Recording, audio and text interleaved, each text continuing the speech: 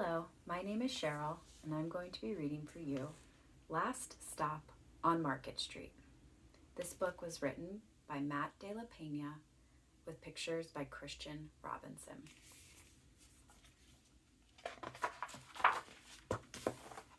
Last Stop on Market Street.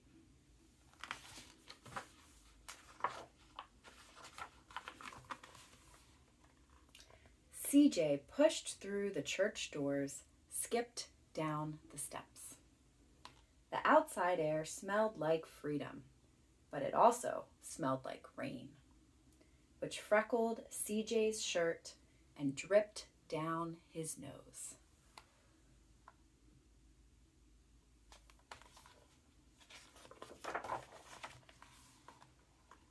He ducked under his Nana's umbrella, saying, "How come we gotta wait for the bus in all this wet?" "Trees get thirsty too," his Nana told him. "Don't you see that big one drinking through a straw?" CJ looked for a long time, but never saw a straw.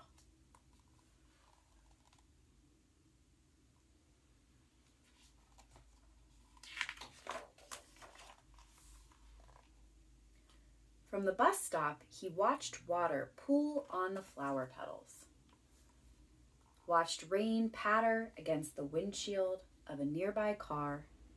His friend Colby climbed in, gave CJ a wave, and drove off with his dad. "Nana, how come we don't got a car?"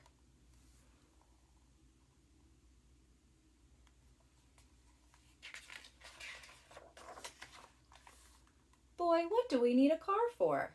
We got a bus that breathes fire, and old Mr. Dennis, who always has a trick for you." The bus creaked to a stop in front of them. It sighed and sagged, and the doors swung open.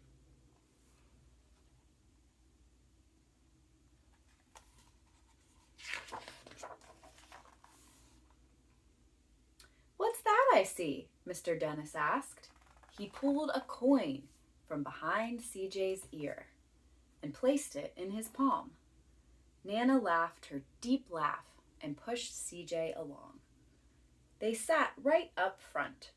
The man across the way was tuning a guitar. An old woman with curlers had butterflies in a jar. Nana gave everyone a great big smile and a good afternoon. She made sure CJ did the same.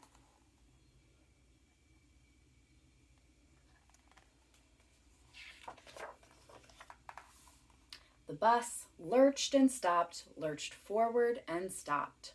Nana hummed as she knit. "How come we always gotta go here after church?" CJ said. "Miguel and Colby never have to go nowhere." "I feel sorry for those boys," she told him. "They'll never get a chance to meet Bobo or the Sunglass Man. And I hear Trixie got herself a brand new hat." CJ stared out the window, feeling sorry for himself.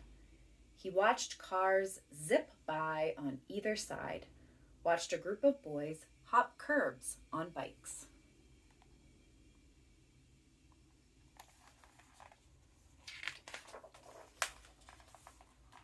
A man climbed aboard with a spotted dog. CJ gave up his seat. "How come that man can't see?" "Boy, what do you know about seeing?" Nana told him. "Some people watch the world with their ears." "That's a fact. Their noses, too," the man said, sniffing at the air. "That's a mighty fine perfume you're wearing today, ma'am." Nana squeezed the man's hand and laughed her deep laugh.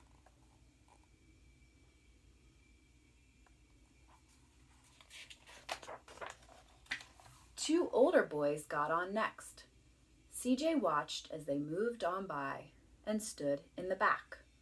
"Sure wish I had one of those," he said. Nana set down her knitting. "What for?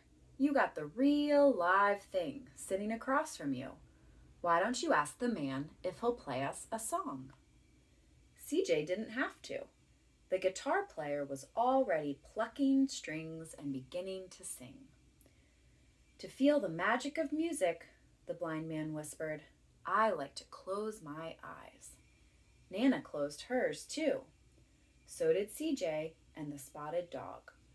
Close your eyes now for a minute and listen to what you hear around you.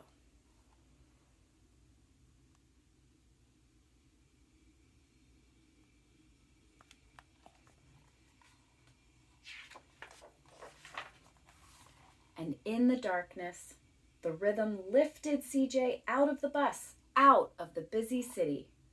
He saw sunset colors swirling over crashing waves, saw a family of hawks slicing through the sky, saw the old woman's butterflies dancing free in the light of the moon. CJ's chest grew full and he was lost in the sound, and the sound gave him the feeling of magic.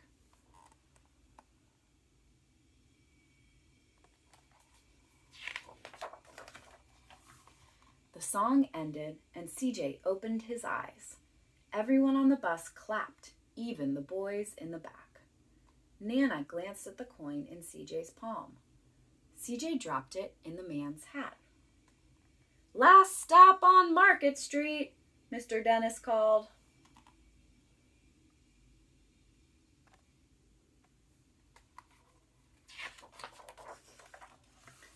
CJ looked around as he stepped off the bus. Crumbling sidewalks and broken down doors, graffiti-tagged windows and boarded-up stores. He reached for his Nana's hand. How come it's always so dirty over here? She smiled and pointed to the sky. Sometimes when you're surrounded by dirt, CJ, you're a better witness for what's beautiful.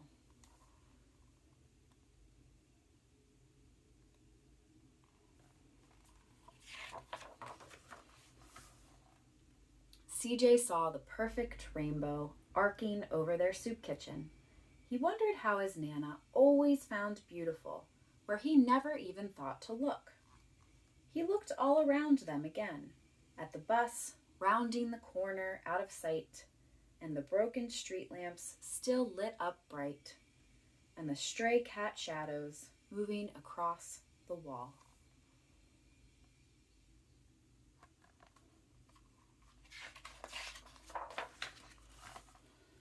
When he spotted their familiar faces in the window, he said, I'm glad we came.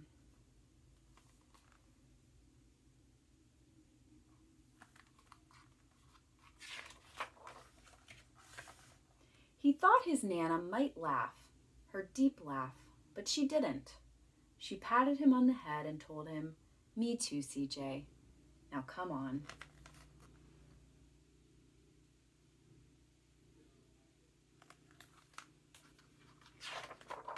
Last stop on Market Street. The end.